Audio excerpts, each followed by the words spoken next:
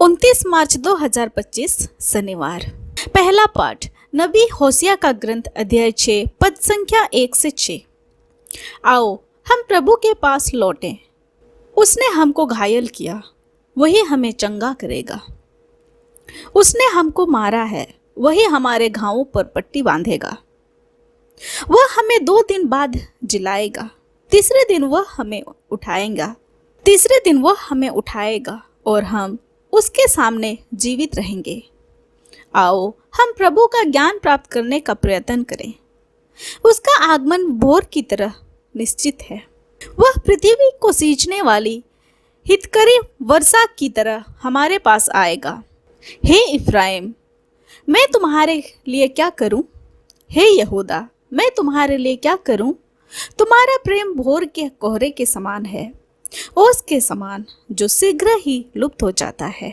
इसलिए मैंने नबियों द्वारा तुम्हें घायल किया, अपने मुख के शब्दों द्वारा तुम्हें मारा है, क्योंकि मैं बलिदान की अपेक्षा प्रेम और होम की अपेक्षा ईश्वर का ज्ञान चाहता हूँ।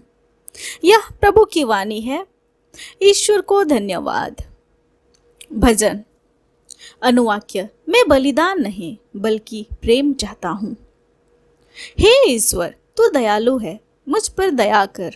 तू दया सागर है, मेरा अपराध क्षमा कर, मेरी दुष्टता पूर्ण रूप से धो डाल, मुझ पापी को शुद्ध कर।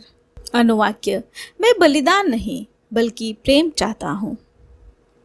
तू बलिदान से प्रसन्न नहीं होता। यदि मैं होम चढ़ाता तो तू उसे स्वीकार नहीं करता। मेरा पश्चाताप ही मेरा बलिदान होगा। अनुवाक्य। मैं बलिदान नहीं बल्कि प्रेम चाहता हूँ। हे प्रभु, सिय्योन द्वारा दया दृष्टि कर। तू यरूशलेम की 4 दीवारी फिर बनवा। तब तू योग्य बलिदान, होम तथा पुनहुति स्वीकार करेगा।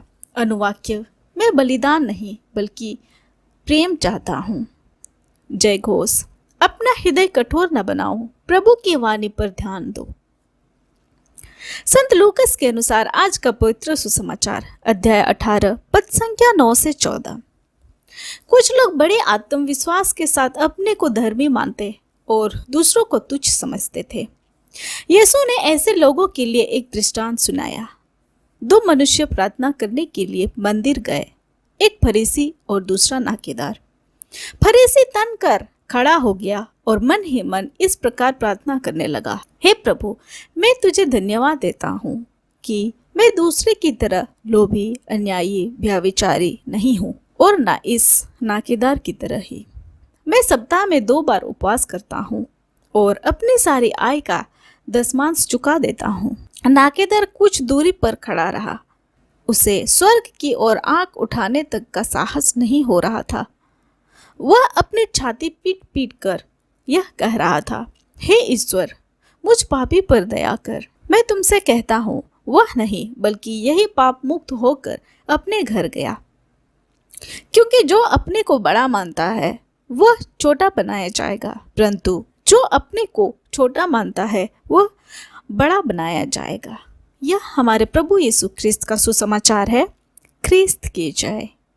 आइए आज के दोनों पाठों पर मनन चिंतन करते हैं। ईश्वर ने हम प्रत्येक को हमारे जीवन के विभिन्न क्षेत्रों में असीम आशीर्वादों से समृद्ध किया है। हम अक्सर अपने जीवन की स्थिति का मूल्यांकन करने के लिए कुछ मानकों का उपयोग करते हैं। इस प्रक्रिया में हम अपनी उपलब्धियों, योग्यताओं, अवसरों, असफलताओं और अच्छाइयों की ओर देखते हैं और इन पर गर्व करने लगते हैं। जब हमारे जीवन में चुनौतियां आती है तो हम प्रायः इन्हीं उपलब्धियों और अनुभवों पर भरोसा करके उसका सामना करने का प्रयास करते हैं। परिणाम स्वरूप हम असफल हो जाते हैं, क्योंकि हम केवल अपनी शक्तियों पर निर्भर करते हैं और अपनी कमजोरियों की ओर ध्यान नहीं देते। आज के सुसमाचार में यीशु एक चुंगी लेने वाले व्यक्ति के बारे में बताते हैं, जो अपने किए गए पापों से भली भांति परिचित है। उसे यही स्वीकृति और आत्म जागरूकता उसे ईश्वर के सामने झुकने के लिए प्रेरित करती है, जिससे वह ईश्वर की दया और हस्तक्षेप की याचना कर सके। वह स्वयं कोई कार्य नहीं करता, बल्कि ईश्वर को कार्य करने के लिए आमंत्रित करता है। इस चालीसा काल में हम ईश्वर से प्राप्त आशीर्वादों और भलाइयों के लिए कृतज्ञ बने, साथ ही अपनी कमजोरियों को पहचाने और मसीह के समान विनम्र होकर ईश्वर की दया की याचना करें। आमीन। आप सभी को जय यीशु।